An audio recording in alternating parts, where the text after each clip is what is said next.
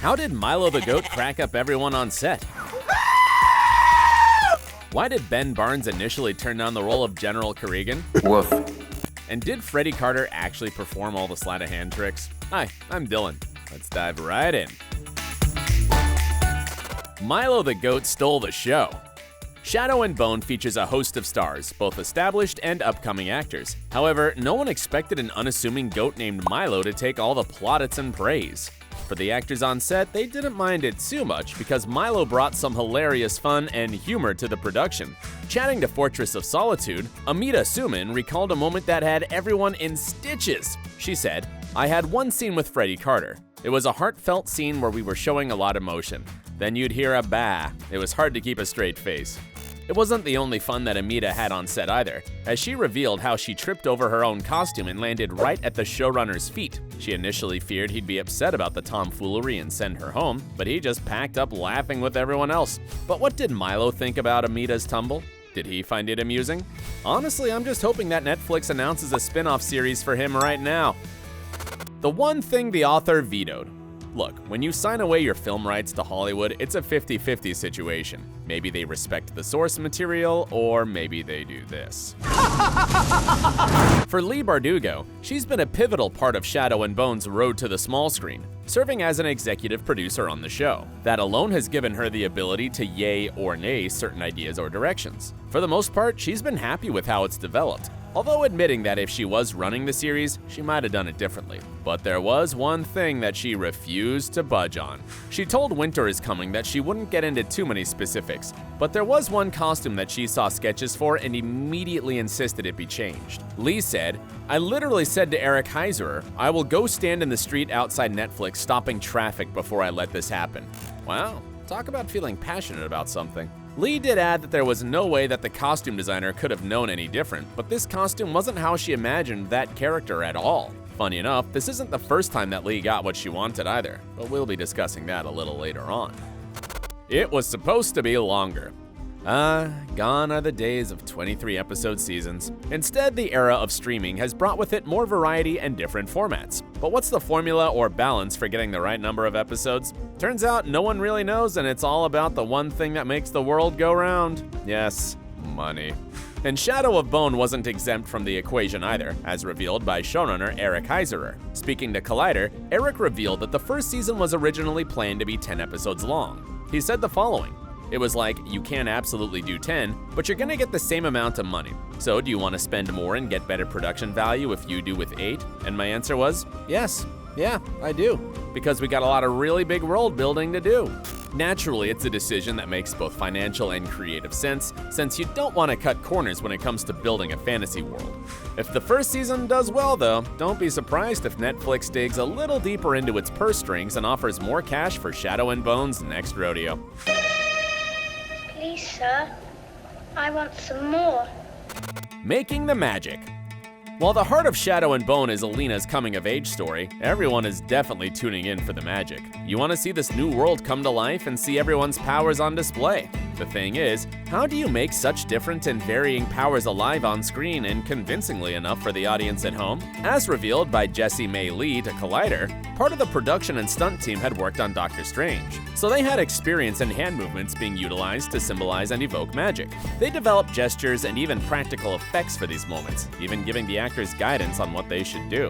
For Ben Barnes, though, he jokingly described how jealous he was of everyone else's practical effects, including the turbines used for wind effects and even the lights for fire. Chatting to Hollywood Reporter, he said, "Even Jessie Mei Li had a light in her costume so her hands would glow. But for me, I would do a movement and somebody would just sort of turn the lights down. Just this sad use of the dimmer switch, and that's all that would happen."